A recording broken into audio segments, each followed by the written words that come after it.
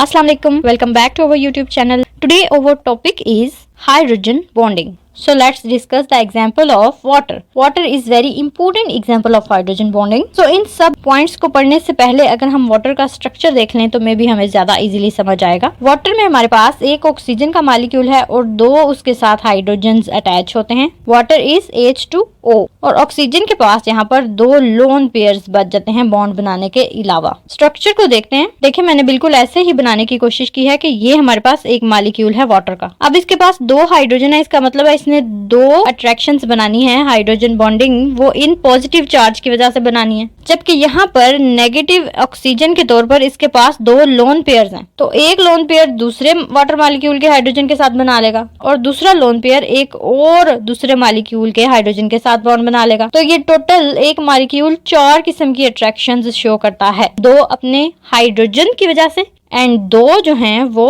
Lone pairs की वजह से। Let's see the points. Oxygen is more electronegative than hydrogen. तो ये बात तो हमें पता है कि हाइड्रोजन से ऑक्सीजन जो है वो ज्यादा इलेक्ट्रोनेगेटिव एटम है।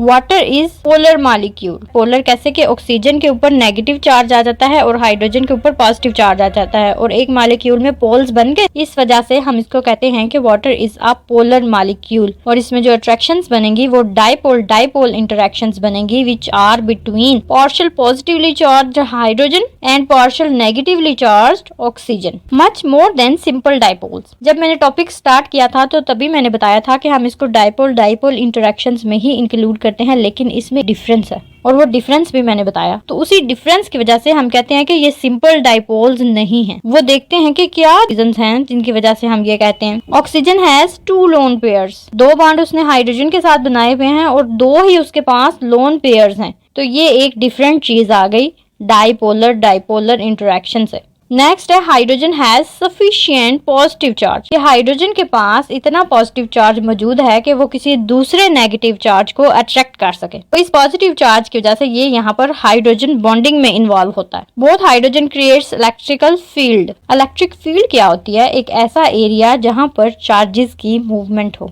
तो हाइड्रोजन यहाँ पर इलेक्ट्रिकल फील्ड जनरेट करता है कि उसके पास सफिशिएंटली पॉजिटिव चार्ज है, उसने नेगेटिव चार्ज को अट्रैक्ट करना है। तो अब ये जितना भी एरिया आएगा यहाँ पर सारा चार्जेस का एरिया है, तो चार्जेस के एरिया को हम इलेक्ट्रिकल फील्ड बोलेंगे। हमने जितनी भी इंटरेक्शंस पढ़ी हैं उसमें हमने ज्यादातर की जब डेफिनेशन पढ़ी थी तो हमने कहा ये इलेक्ट्रोस्टैटिक फोर्सेस ऑफ अट्रैक्शन है। तो इसी वजह से हमने कहा क्योंकि इसमें चार्जेस इन्वॉल्व हैं। लोन पेयर और हाइड्रोजन के दरमियान में बॉन्ड जनरेट होता है, इसको हम कहते हैं लूज बॉन्ड। और इस बॉन्ड को हम डाइपोल डाइपोल इंटरेक्शन से स्ट्रॉन्गर कहते हैं। किस तरह हम स्ट्रॉन्गर बोलेंगे कि अगर हम डाइपोल डाइपोल इंटरेक्शंस को देखते हैं तो हम कहते हैं ये पॉजिटिव और नेगेटिव एंड के दरमियान अट्रैक्शन है, लेकिन यहाँ पर इलेक्ट्रॉन्स इन्वॉल्व हो रहे हैं इस अट्रैक्शन में, तो जिसमें इलेक्ट्रॉन्स इन्वॉल्व हो गए हैं वो स्ट्रॉन्गर होगी as compared to simple charges. तो हाइड्रोजन का साइज छोटा होने की वजह से ये भी आसानी से बॉन्ड जनरेट हो जाएगा। अगर हम वाटर मॉलिक्यूल की ज्योमेट्री बनाना चाहें तो हाइड्रोजन के ये जो दो बॉन्ड होते हैं इनका आपस में बॉन्ड एंगल कम हो जाता है।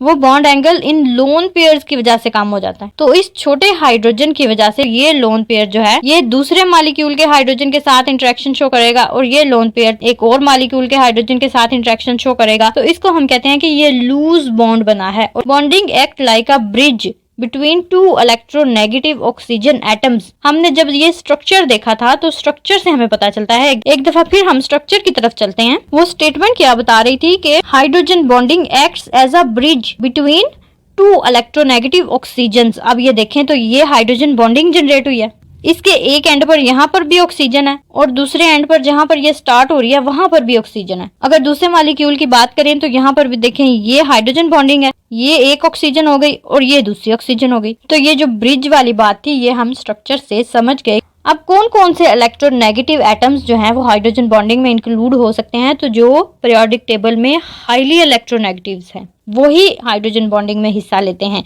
एक तरफ वो इलेक्ट्रोनेगेटिव एटम होगा और दूसरी तरफ पॉजिटिवली चार्ज्ड हाइड्रोजन होगा। Electronegative atoms are fluorine, oxygen, nitrogen and rarely chlorine. ये सारे जो हैं ये वर्ड्स हाईएस्ट इलेक्ट्रोनेगेटिव एटम्स हैं और ये हाइड्रोजन बॉन्डिंग में हिस्सा लेते हैं। नेक्स्ट एग्जांपल्स को हम इंशाल्लाह नेक्स्ट लेक्चर में डिस्कस करेंगे। Thank you so much for watching.